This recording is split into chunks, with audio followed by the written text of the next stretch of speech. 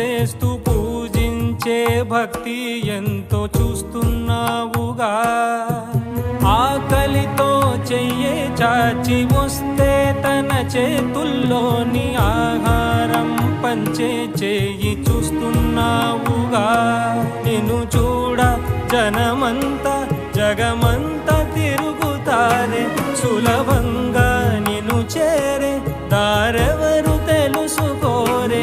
అలంకారం అసలు లేని, అహంకారం అన్నది లేని, ఏ కళ్ళ కపటం కానరాని మనసుల్లో నువ్వే కలిసా నిన్నే